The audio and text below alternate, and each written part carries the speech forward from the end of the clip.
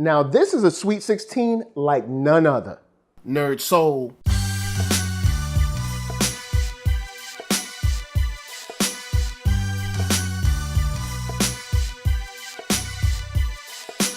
Late Ill Kid at OneYoungsta holding it down, bringing that street geek and nerd soul. What is up, my people? Today, oh yeah, we come up with another wonderful episode of Talk Shop, and we're talking about comics. This is one that I have been putting y'all on for quite some time, but I haven't done a formal review, and that comic is the wonderful, amazing, steampunk, glorious Delilah Blast.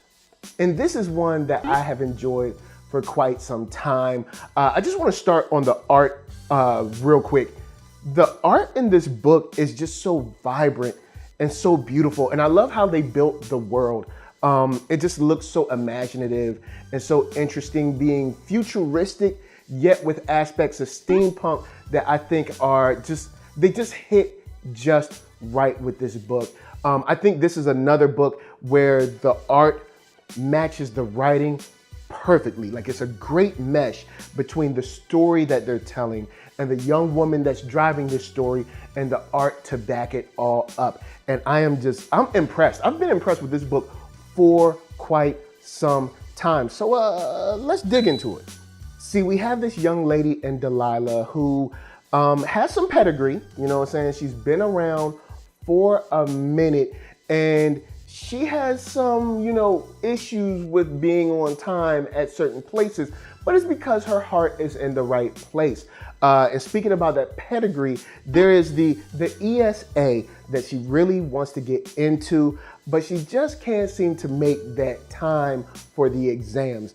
And it just deals with her psyche, her nightmares, and those nightmares come into play in a very major way with dealing with other people, as far as like Colonel Wilson and other friends of her father's before he passed, and trying to figure out exactly what Adoro Totoro, I believe it's Adoro Totoro, actually means and what she needs to do with it.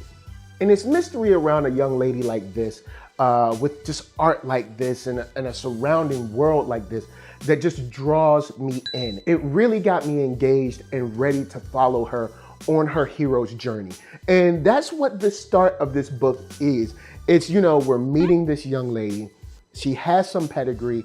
There's some mystery around her, and she's going forward, maybe into her father's footsteps, but we're not exactly sure. But the future is full of promise. And even though I know you guys might be like, well, we've seen that before, we've seen that story, and there are some that say there's only 7 real stories in all of media, but it's not exactly what you do, but how you do it. And this issue does a great job of just pushing that home, that we have a connection with this young girl because we all either have been her at one time or we know someone like her. Now, I'm gonna get into some very, very cool world building stuff that I think should happen and is happening, but of course, first, Curo Brand gonna help us pay them bills.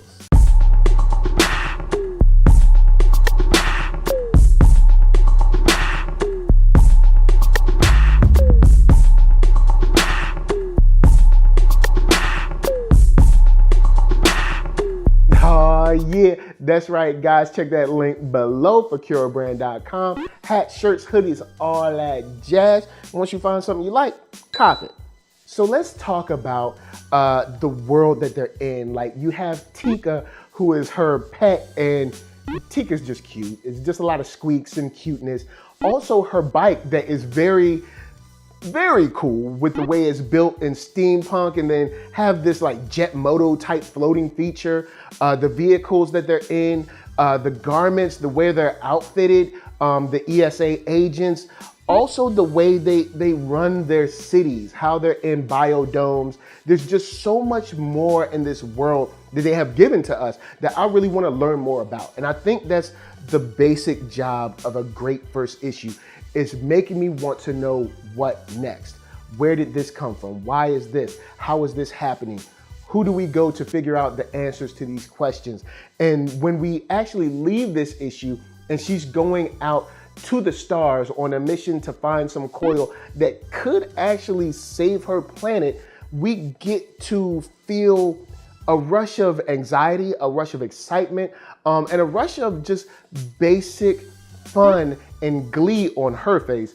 Maybe not so much on the person she's riding with, but you get this idea that she is, you know, excited and whimsical and just like making her way through life. And you want to cheer for her. And that's something that really works in this book, man.